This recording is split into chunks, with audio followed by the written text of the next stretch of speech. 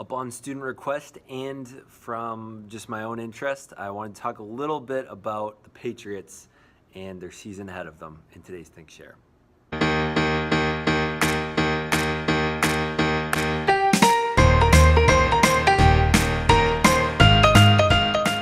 Hello and welcome to the Daily Think Share. My name's Zach. I'm here to bring to you what I've been thinking about, sharing about, talking about, listening to that doesn't belong in math class. This I actually will be talking about in my Algebra 2 class. So if you're in that class, I look forward to sharing this with you. If you're new to the channel, I invite you to subscribe. One of the things that I think has been alarming to a lot of Patriots fans out there has been how many passing yards have been giving up. And I know a lot of people are uneasy over the fact that they're 2-2 after the first 4 games. So one of the things that we are going to be practicing a little bit of in my Algebra 2 class is creating scatter plots and creating trend lines based on those. And so last year in my 8th grade math class, we actually predicted how far the Celtics would make it into the postseason based on how many wins they had in the regular season, and over the years, how there was a correlation between how many wins they had in the regular season for your X values and the amount of wins they had in the postseason for the Y values. And there are definitely some outliers, but we had a pretty good idea of it, and someone drew a trend line in class and actually predicted exactly how they ended up finishing. So I wanted to use that same thing to bring a little bit of peace of mind to some Patriots fans out there. So feast your eyes on these graphs.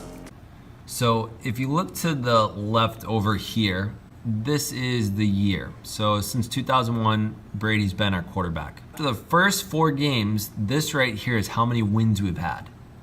If you look in that next column over, this is the average amount of passing yards we've had for every season. Now, this right here is 324. That's the amount that we have at this moment for the first 4 games. Now, let's just take into account where we played Alex Smith, Drew Brees, we've played Cam Newton, and we've played the new guy Watson from Clemson.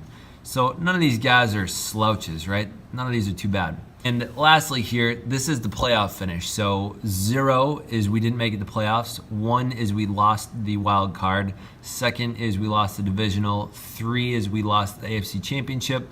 4 is we lost the Super Bowl. 5 is a Super Bowl win. So you can see a 5 in 2001 versus the Rams, versus the Panthers, versus the Eagles, and 4 when we lost to the Giants, beat the Seahawks, and then last year when we beat the Falcons. So what I wanted to do is do a scatter plot with the amount of wins we had in the first 4 games and then how we ended up in the postseason. So if you look over here, this is a scatter plot of how we did in the first 4 games in the x-axis, and then how we did in the playoffs, the y-axis. If you notice, there's really no correlation, right? There was one season, and there's actually, for that point right up there that says 2-5, there's actually 2 points on there. In the years that we've won the Super Bowl, we've had 1 win, 2 wins, 2 wins, 3 wins, and 4 wins. And all the other seasons were somewhere between 2, 3, and 4. All there is to really say here is that there's not a major correlation between whether we will win a Super Bowl and how many of our first 4 games we win. Later in the season, maybe I'll do a follow-up to after the first 10 games or so. Next is the passing game. This is the average amount of passing yards we've given up per game. A lot of people, including myself, were concerned over looking at the amount of passing yards and the way our secondary was looking. And so this is the average passing yards allowed per game. So this is the low end, 150. We haven't had any seasons where we've averaged 150. Lowest was, I think, 198 and 199. Those are our lowest over here. And the highest is not actually on here, but 324 would be about here. And we don't know how the season's gone, so there's no point. So again, I mapped average passing yards with their playoff finish. So the years that we've won the Super Bowl, we've been right in between 200 and 250. I would also say we lost the Super Bowl in a year that we're averaging around, that's 282, and we've lost the Super Bowl in a year that we had 198. Whether we win the Super Bowl or not, looks like a sweet spot might be in here, but our high passing, I guess this could be a correlation here, but it's not clear, and it wouldn't make sense anyway, because if anything, it should be the highest over here and then it should degrade, but we've never had worse in there, so we can perform the same and not make it as high in the playoffs. So 324, which is the first 4 games, very good chance it's going to even out. It's not going to stay that way for the rest of the season, because the highest we've done is 280 in the past.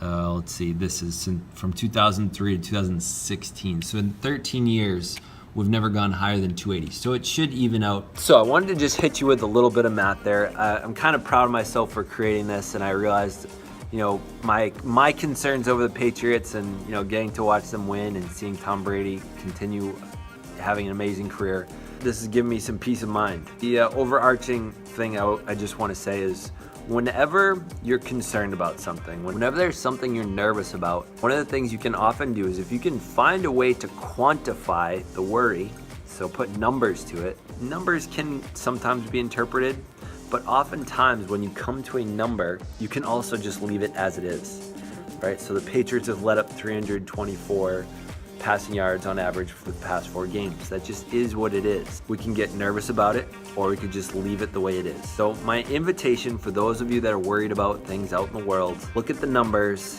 and just sit with the numbers. Be with the numbers. Feel the numbers. Because they don't have to tell more of a story than you're probably giving them. So I hope you enjoyed this. I hope that was informative.